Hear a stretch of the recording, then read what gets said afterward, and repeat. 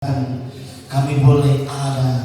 Hari ini kami merayakan Yesus mati di kayu salib, menggantikan kami yang seharusnya disalibkan itu. Tapi karena anugerah Tuhan, karena keselamatan Tuhan yang besar, Yesus mau mati di kayu salib untuk menebus hidup kami semua, supaya kami beroleh keselamatan yang kekal, keselamatan yang berasal dari Tuhan Yesus.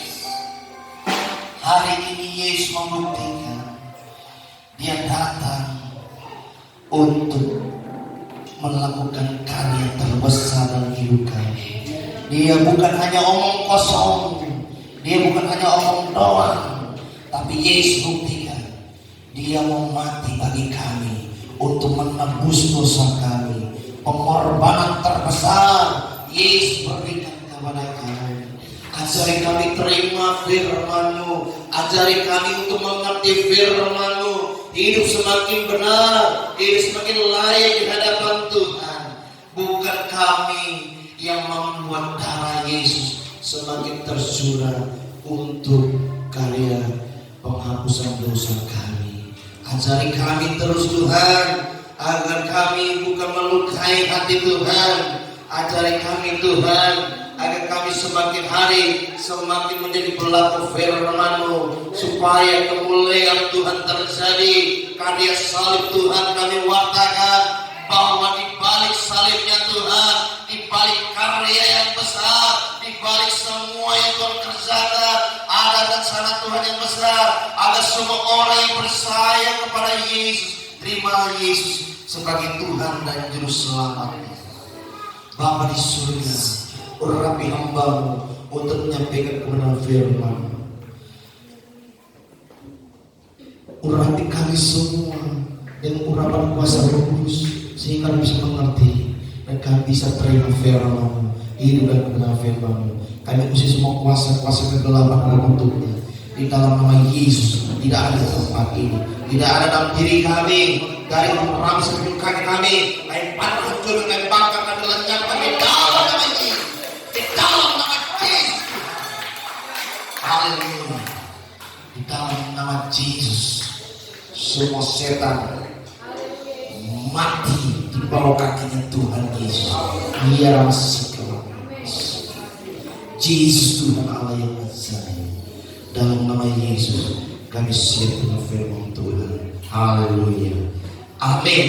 Bukan sekedar tanpa tujuan, tapi Yesus mati bagi hidup saya dan saudara, supaya membuktikan bahwa Dia sungguh Allah bagi kita. Amin. Yang lain berkata bahwa seperti ini.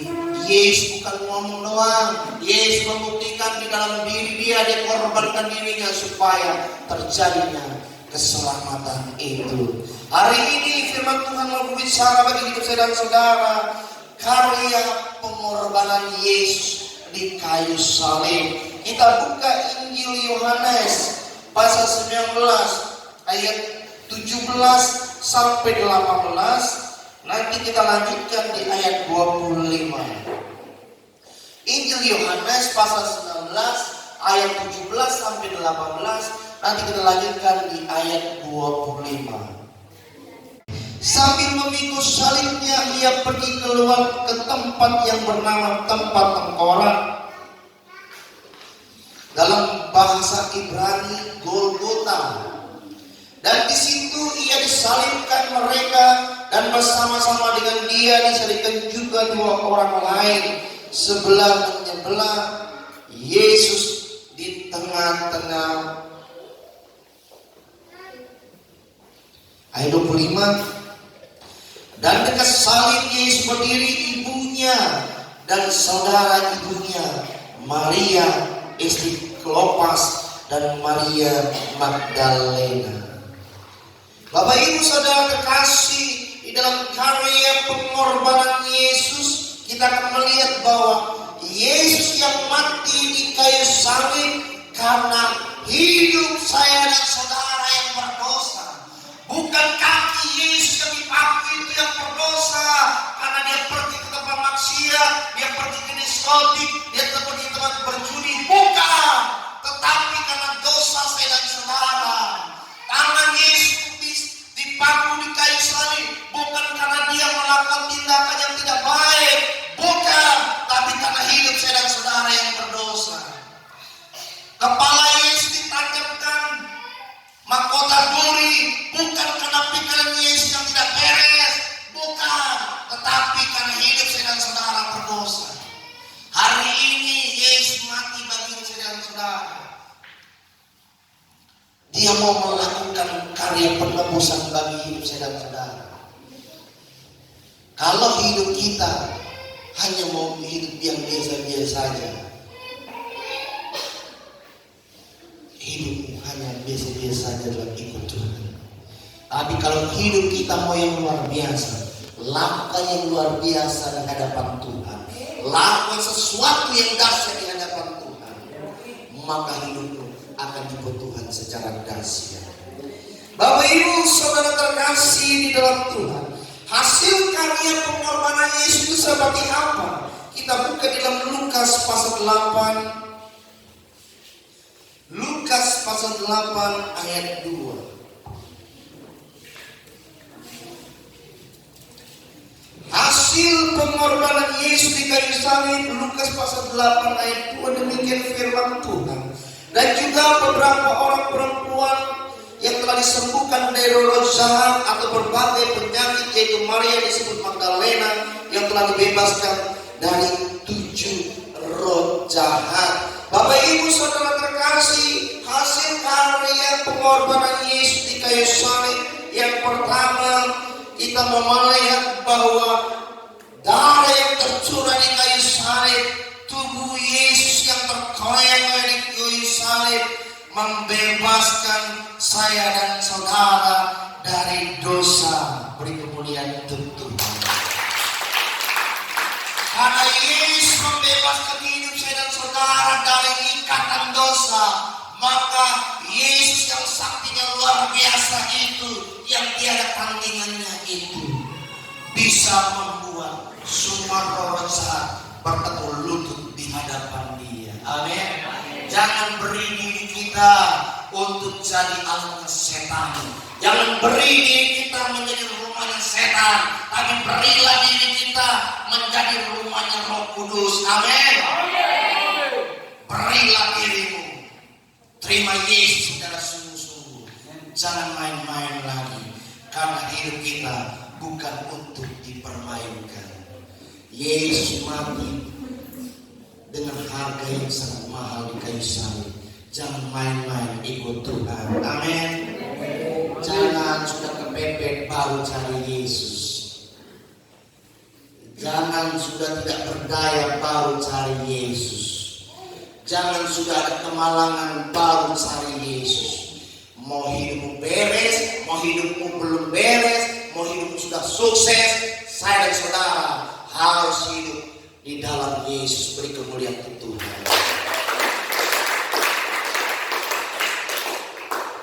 Artinya apa Bapak Ibu?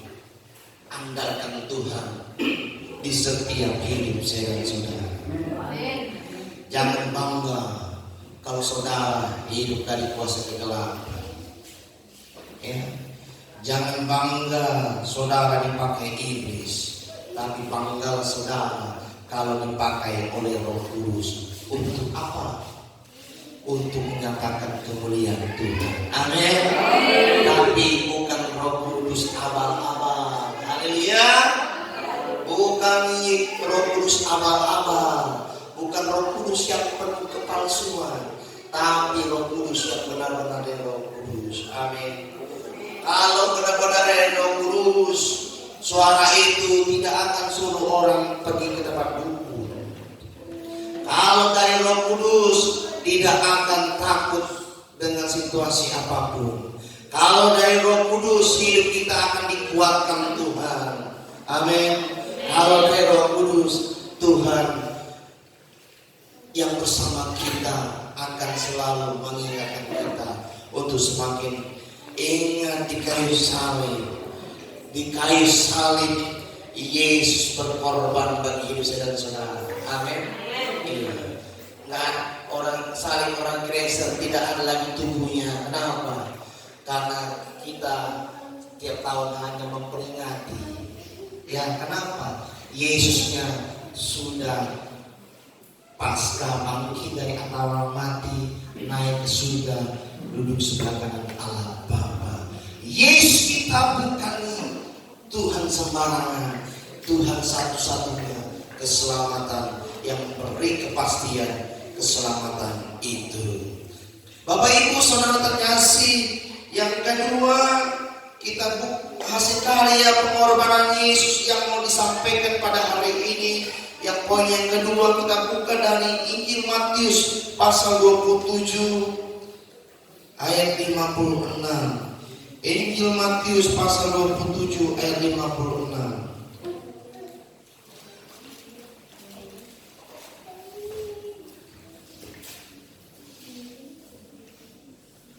Siapa yang sudah dapat? Injil Matius pasal 27 ayat 56. Demikianlah firman Tuhan. Di antara mereka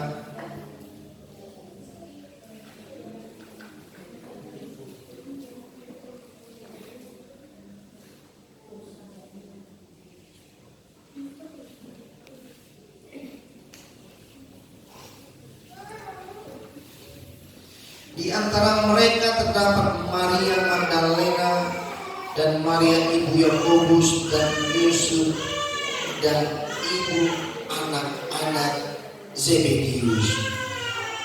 Bapak Ibu saudara terkasih di dalam Tuhan, ya, kadang-kala di dalam kehidupan saya dan saudara untuk mendapatkan sesuatu kita pakai yang namanya cara pendekatan. Bapak Ibu sekali lagi, dalam hidup ini kadang-kala untuk mendapatkan sesuatu yang kita inginkan, kita melakukan dengan cara pendekatan. Ya, murid di antara murid-murid juga terdapat juga orang yang berambisi untuk duduk sebelah kanan Yesus, duduk sebelah kiri Yesus. Ya, mereka mengatakannya kepada Yesus secara langsung, mereka takut. Tetapi apa? Yang pakai cara pendekatan. Ya, Bapak Ibu saudara terkasih, yang mau disampaikan pada kesempatan ini, poin-poin kedua adalah hasil karya pengorbanan Yesus. Yang kedua adalah mematahkan sikap iri hati dan hanya mementingkan diri sendiri. Jangan berambisi hanya untuk kepentingan diri kita sendiri. Amin. Jangan hanya berdoa supaya saya diberkati, tapi mari kita berdoa agar orang lain juga diberkati Tuhan.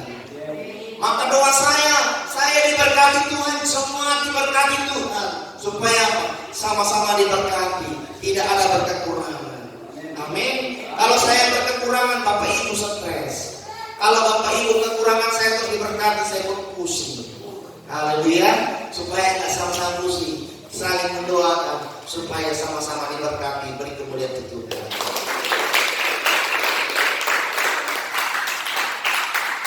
Kematian Yesus mematahkan iri hati. Jadi kalau orang yang sudah berhasil, orang lain lagi sukses, jangan iri. Amin. Kami berdoa, terima kasih Tuhan, saudaraku semua kami diberkati Tuhan, gembala kami diberkati Tuhan. Aku rindu, aku juga diberkati. Itu baru mantap. Amin. Jangan iri, tapi minta saja sama Tuhan, karena Tuhan Yesus segala-galanya. Ya, jangan hanya di dalam pelayanan, jangan hanya mencari kedudukan. Aku mau ikut sana situ sini, di dalam pekerjaan seperti itu juga tidak boleh. Karena apa? Yang kita cari adalah kemuliaan Tuhan.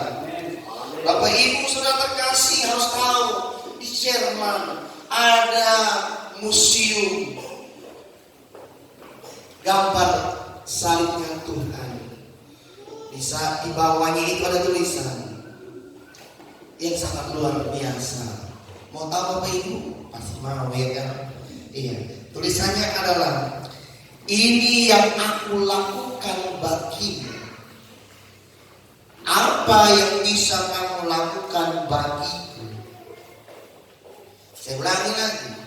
Di Jerman ada sebuah museum gambar salibnya Yesus.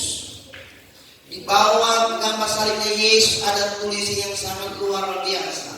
Apa itu? Ini yang aku lakukan bagimu.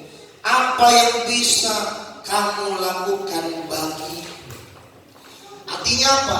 Yesus sudah terlebih dahulu melakukan yang luar biasa bagi hidup saya dan sekarang. Amin. Makanya adalah karya terbesar.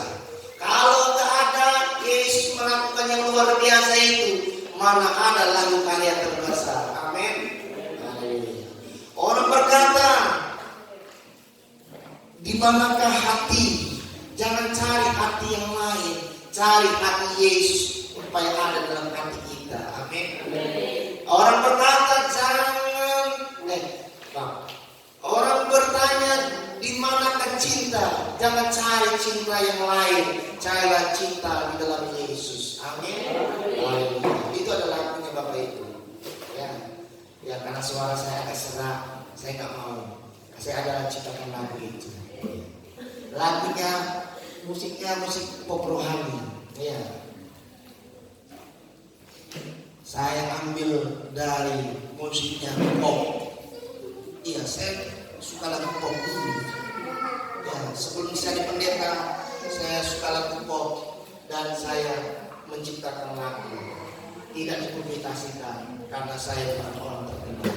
Bapak Ibu saudara terkasih, ya, jangan kita tanya hati yang mana, cari itu hatinya Yesus. Amin.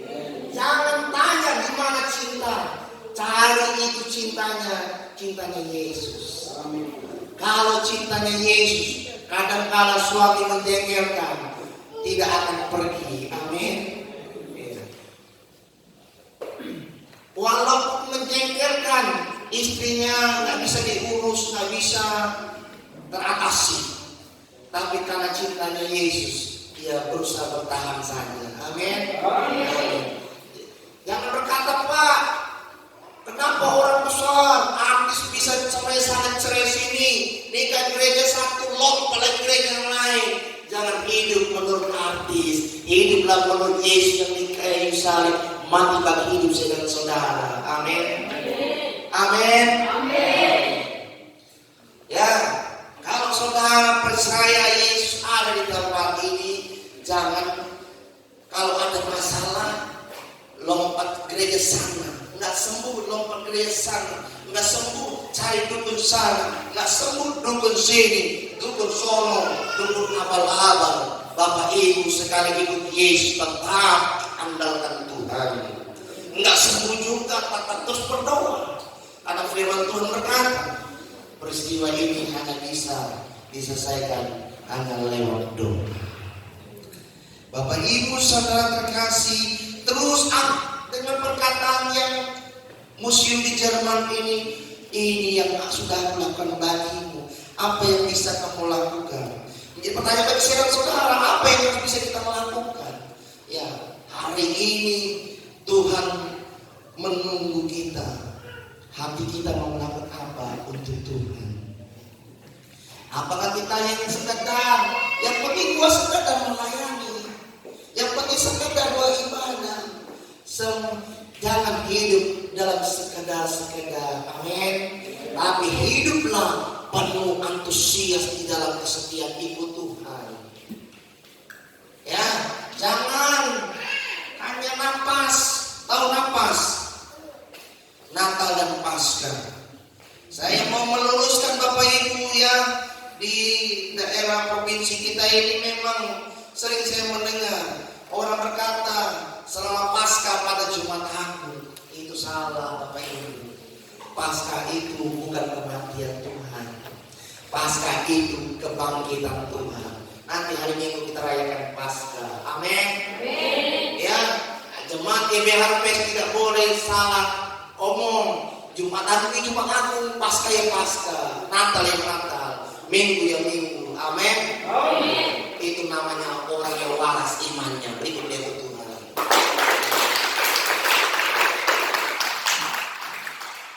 Kalau orang yang waras imannya, dia tahu diri. Yesus melakukan yang luar biasa bagiku. Aku harus melakukan sesuatu yang luar biasa juga bagi Tuhan. Mari kita buka Injil Yohanes pasal 19.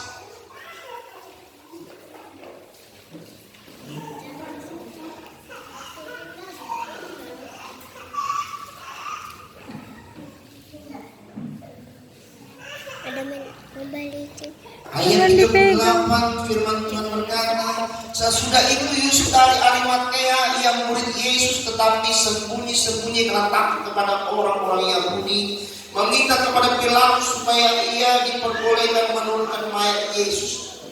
Dan Pilatus meneruskan permintaannya itu. Lalu datanglah ia dan menurunkan mayat itu. Ayat 39 juga Nikodemus datang ke situ. Dialah yang mula-mula datang waktu malam kepada Yesus. Ia membawa campuran minyak mur dengan minyak gaharu kira-kira 50 kati beratnya. Mereka mengambil mayat Yesus, mengapaninya dengan kain lenan dan membubuhinya dengan rempah-rempah menurut adat orang Yahudi bila menguburkan mayat.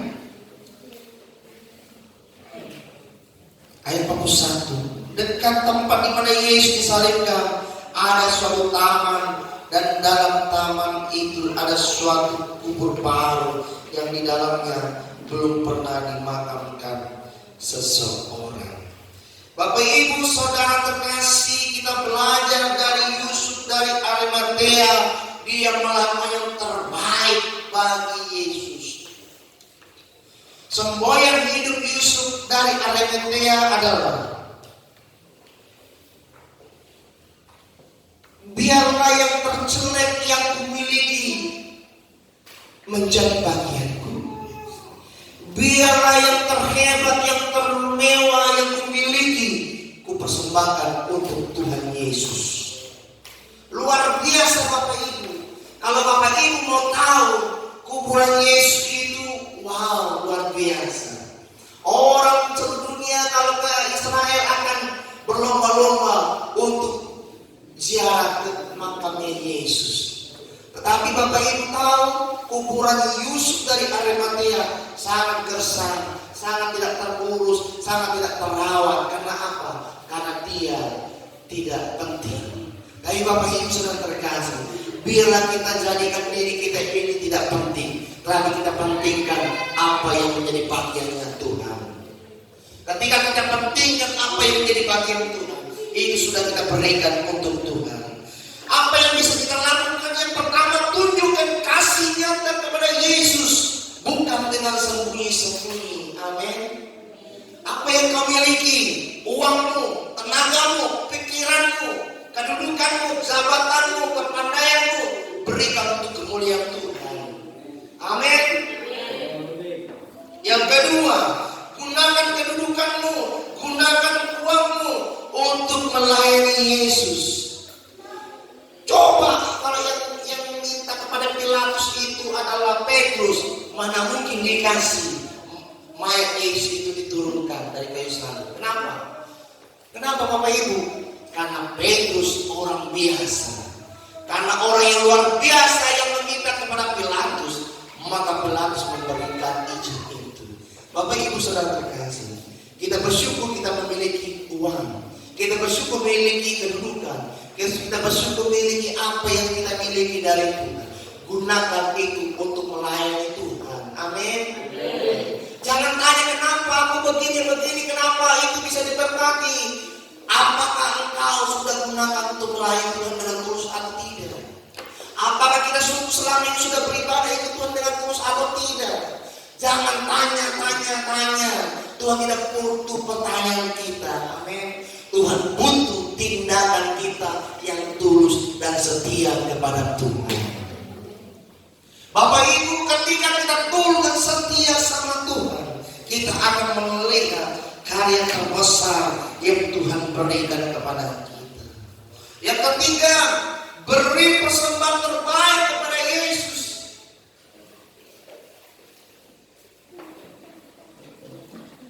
Juga Nikodemus datang ke situ, dialah yang mula-mula datang waktu malam kepada Yesus. Ia membawa campuran minyak mur dan minyak gaharu kira-kira 50 kati berat. Bapak Ibu, saudara terkasih, kita melihat bahwa Nikodemus mempersembahkan yang terbaik untuk Tuhan. Di zaman sekarang ini di Indonesia, maksudnya jauh-jauh lah di daerah kita, susah orang mempersembahkan yang terbaik bagi Tuhan. Kenapa? Kita berhitung-hitungkan, kalau kukorbankan ini, kusumbangkan ini, nanti anak istriku nggak bisa makan dan sebagainya. Bapak Ibu, ketika kita perhitungan sama Tuhan, Tuhan akan perhitungan sama kita. Kalau kita tidak perhitungan sama Tuhan, berkat itu akan mengalir dan tidak terduga. Selalu ada jalan terbuka bagi Tuhan untuk menolong kita. Kenapa? Mukjizat itu selalu ada dan nyata dalam hidup saya dan saudara. Ya, jangan takut, persembahkan yang terbaik untuk Tuhan. Jangan perhitung-hitungkan. Yesus persembahkan diri Dia total kepada kita. Hari ini kita peringati kematian Tuhan. Dia persembahkan yang terbaik. Kita berani tidak mempersembahkan yang terbaik. Jangan hitung-hitungan. Amin. Jadilah jemaat yang perhitung-hitungan untuk pekerjaan Tuhan, agar engkau diberkati Tuhan. Amin.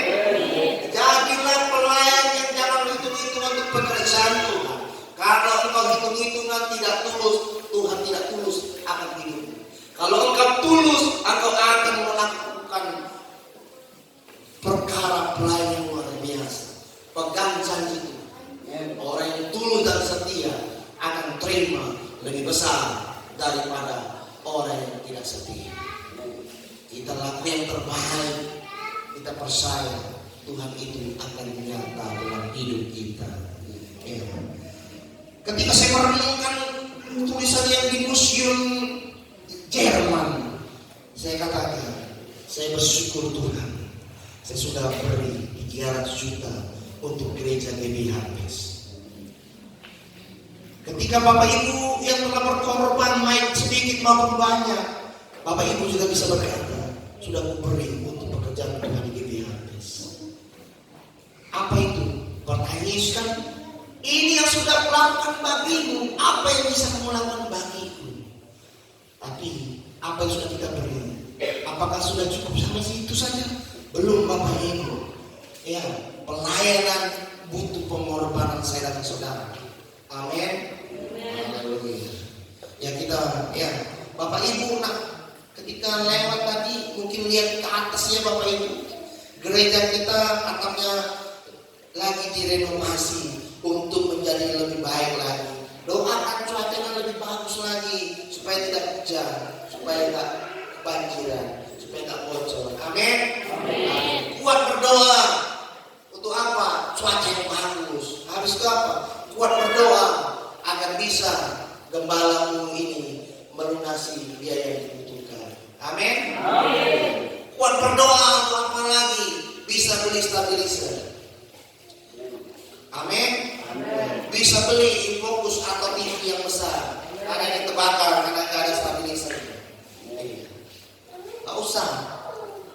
Jadi fokus kita berdoa dan berniat kalau saudara dijamah Tuhan dan firman Tuhan hari ini.